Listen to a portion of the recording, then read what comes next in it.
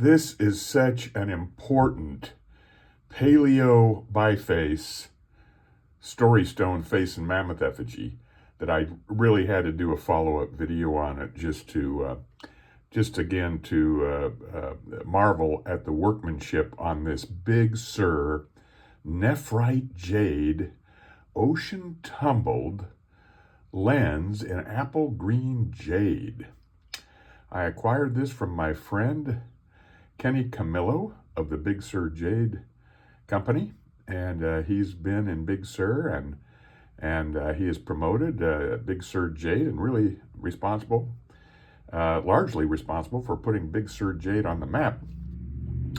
And Josh Talbot is a diver who dove for this in about 35 feet of water right off of Jade Cove.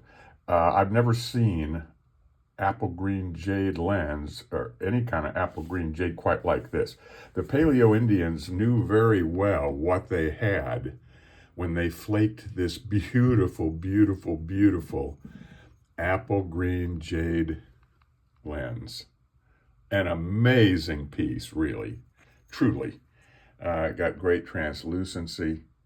What we have here, this side is the gem. This is natural cortex or original surface of the ocean tumbled jade lens or jade flat nugget. It was made this way. Nature made it this way into a flat, look at that jade, flat disc, and it was ocean tumbled. So it was a nugget of jade formed this way, at one time no doubt molten and formed into this shape. I believe jade may have come from serpentine that forms jade under heat and pressure, where actually the serpentine melts into jade. Now, I'm not a geologist, so I can't say that for sure, but I've always thought that maybe jade originated that from the pressure of the continental plates that come together and create such great pressure and heat that it is thought to form the jade. Along the Big Sur coastline, and the Indians made big use of it, and they knew how precious this stone was right here. And what we have, though, is this side, this has all been flaked. That's all been flaked. This is a narrow strip of original cortex, original surface, just like this side right there. And what they did was they flaked this open mouth. So they flake, this is a mouth here. They flake that open mouth and they flake that eye intentionally. They gouge that out of there. And here's the nose and the mouth. So you have the eye, nose, and mouth. And the hair has all been flaked up on top of the head.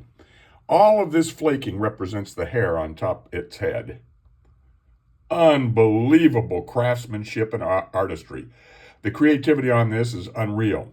Here's another face. They used inclusions in the stone for the eyes commonly to make these paleo story stone face and mammoth effigies. We have a little lavender inclusion here, and then we have, that's the eye, the nose, and the mouth. That's a young face looking off to the right. That's also a young face looking off to the right.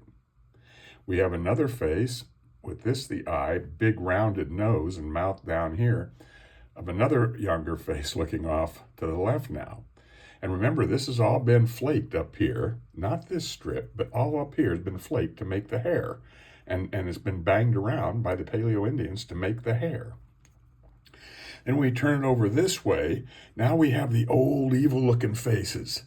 We've got one here with this eye as the inclusion, nose, and mouth now that's been flaked right here. That's the mouth that's been flaked. And we have another evil-looking older face with this, the eye, nose, and the mouth, open mouth down below. Now this becomes the hair up on top of the head. And this becomes his beard. Amazing! And then we have another face with this, the eye, the nose, and the mouth that's been flaked out down here, looking off to the right. Oh, just outstanding. We now have a mammoth facing left. This can be the eye of it here, and its trunk coming down here like that. Wow. That's a tremendous mammoth. And then when we turn it this way, that was the mature mammoth. This is the baby mammoth using this as this inclusion as its exaggerated eye. This is the hair tuft above its head, all flaked out. Now we have the baby mammoth facing right.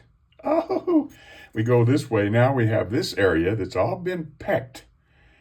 That's the eye of the mammoth with the trunk coming down over here that's been flaked. And that's not a Vulcan. That's patina. That's over 12,000 years old. So this piece is likely Clovis. It was modified by our Clovis Indians into this paleo story stone face and mammoth effigy 12 to 14,000 years ago. Here's another inclusion for an eye right there, a nose, and the mouth has been flaked open down here. Typical iconographics that's found in paleo story stone effigies. The cool part about this mammoth is from here all the way to here. That's all been serrated. That's all been grooved to image the hair on the back of the mammoth. And the first story stone I discovered on top of Harvard Hill in the Mojave Desert in October of 2020 had that same grooving all across the back of the mammoth. And then this area right here was ground in paleo times. You can see it's been ground. Look at the ridge there. That's a ridge like on a mono that was man-made. That's man-made. And the brown patina clings to all the worked areas. This area has been ground. It's been ground around the edges by our paleo Indians. That's actually been ground. It's not just ocean tumble. And all the areas that the paleo Indians worked, the pecking, the flaking, the hinge fractures from the flaking removal, all that holds that patina into a beautiful, beautiful, beautiful brown patina. Many, many Clovis points, 12 to 14,000 years old. Most all of them are patinated. And this is no different. This is a patina from being surrounded in iron-rich environment, iron-rich clay, iron-rich soil, and for 12,000 years. But this is a Paleolithic, over 12,000-year-old story stone face and mammoth effigy. Here, this inclusion is a slit eye, nose, and mouth of a face looking up from the back of the mammoth. We also have some precarious workmanship here with these indentations. It looks like a face